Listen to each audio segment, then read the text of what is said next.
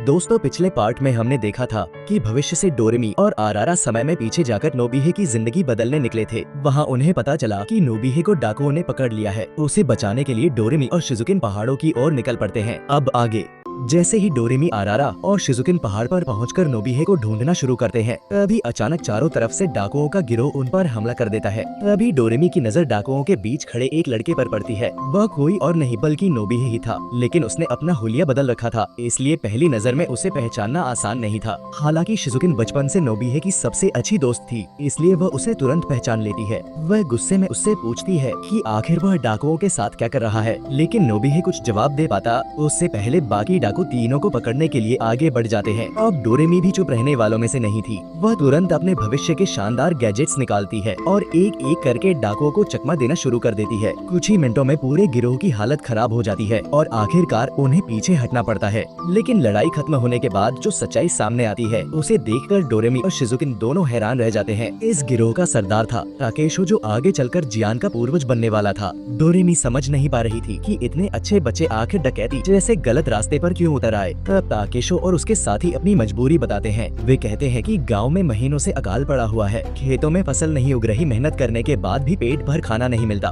भूख ने उन्हें ऐसी हालत में पहुंचा दिया कि जीने के लिए डकैती ही उनका आखिरी सहारा बन गई। उधर नोबिहे ने भी सच कबूल कर लिया। उसने बताया कि वह खेतों में मेहनत करने से डरता था। उसे लगता था कि वह किसी भी काम के लायक नहीं है, इसलिए आसान रास्ता समझकर वह भी डाकुओं के साथ शामिल हो गया। उनकी पूरी कहानी सुनने के बाद डोरेमी उन्हें अपराधी नहीं बल्कि हालात का शिकार समझती है। वह फैसला करती है कि अब वह इन सबकी जिंदगी बदल कर रहेगी। यही सोचकर वह खुद भी कुछ समय के लिए इस गिरोह का हिस्सा बनने का निर्णय लेती है। डाकू भी उसकी बहादुरी और समझदारी देखकर उसे खुशी खुशी अपने साथ शामिल कर लेते हैं। इसके बाद ताकेशो सबको पहाड़ के अलग अलग हिस्से दिखाने ले जाता है। घूमते घूमते डोरेमी की नजर नीचे बने एक विशाल महलनुमा घर पर पड़ती है। पूछने पर पता चलता है कि वह पूरे इलाके के जमींदार का महल है। इसी जमींदार का बेटा था सुनेमारू, जो आगे चलकर सुनेओ का पूर्वज बनने वाला था। जमींदार बेहद लालची और निर्दयी इंसान था। गांव में जितनी भी फसल पैदा होती, उसका ज्यादातर हिस्सा वह जबरदस्ती अपने गोदाम में भरवा लेता था। नतीजा यह था कि गांव वाले दिन रात मेहनत करने के बावजूद भूखे रहने पर मजबूर थे, जबकि जमींदार के घर में अनाज के ढेर लगे हुए थे। शाम होने के बाद डाकू डोरेमी, आरारा और शिजुकिन को अपने गुप्त ठिकाने पर ले जाते हैं। उनका अड्डा एक छोटी सी झील के किनारे बनी गुफा में था, लेकिन सफाई न होने की वजह से पूरी गुफा बेहद गंदी और बिखरी हुई थी। डोरेमी मुस्कुराते हुए अपना एक खास गैजेट निकालती है